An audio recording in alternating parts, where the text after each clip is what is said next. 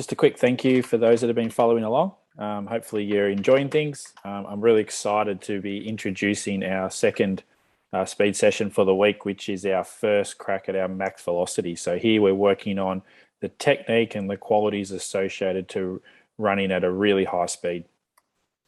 So basically what we'll need for this session is 3 witches hats. We're going to set them up 20 meters apart, as you can see in the diagram there. So you'll have a start, a middle, and an end hat.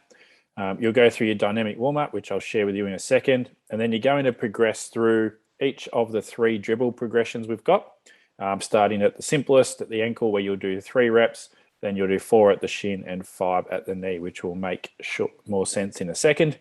And the theme for this whole session is really lifting from the hip. So we'll explain that a bit more when we go through some videos. So warm up, much the same, keeping this consistent for the week. So walking lunges for 20 meters, easy jog back, repeat that. Your Superman's arabesque, out to 20 meters, jog back.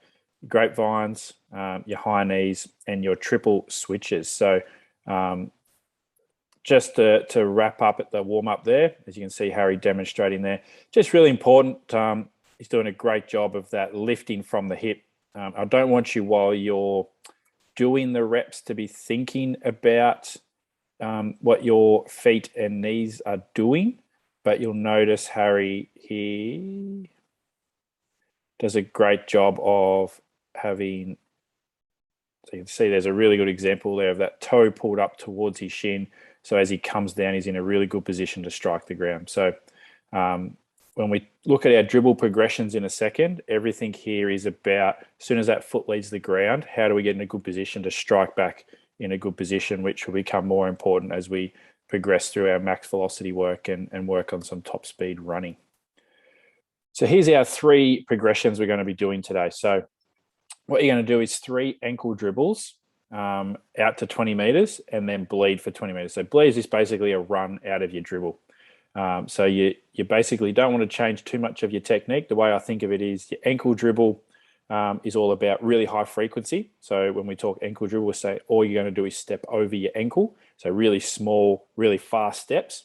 And then your bleed is just basically trying to progress from point A to point B, holding that ankle dribble kind of technique and just progress through it a bit faster. So ankle dribble is almost on the spot, really, really fast. And then when you get to your bleed, you're kind of trying to cover 2 points a bit quicker. So you kind of cover more across the ground a bit more, if you like. So Harry's just got a quick demo here of some ankle dribbles. So you can see really fast, really high frequency, really short steps. And all he's thinking about here is stepping over his ankle. That's all he's doing. And then from there, what you would do is bleed out. So you do that for 20 meters and then bleed out for 20. So here, Tash is doing a really good job of really high frequency shin dribble. So once you've done 3 ankle dribbles with a bleed, walk back each time, do 2 more reps, walk back, then you're going to start your shin dribbles. Rightio. So for here, you can see Tash is just stepping up a little bit higher. When she hits that red hat, she's bleeding out. Rightio. So the challenge with this is to really hold that technique once you hit your bleed. So generally, the dribbles really help everyone have great technique. Then they hit that 20-meter marker, and then they kind of forget everything they've worked on and just not concentrate and just lean into it and essentially kick out the back, kick the back of their butt. What we want to do here is really work on maintaining that technique. So 20 meters, stepping over your shin, and then bleeding out. And Harry's back to show us the knee dribbles. So when you've done 4 of your shin, so 3 ankle, 4 shin, you're going to do 5 of your knees. Rightio. So,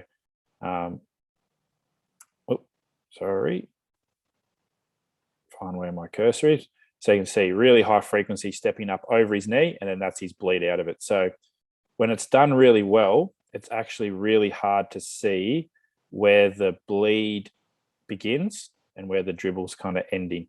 So all that's happening here is, as I said, really focus on, okay, what's your target with your the height of your dribble? So is it ankle, shin, knee? If you're dribbling, you're really trying to turn the feet over as quick as you can. So you see high frequency, you get that 20-meter marker, and now you're trying to cover the ground while you hold that form. Right? So do that, you walk back to the start and do your 5 reps of your dribbles, and that's the session.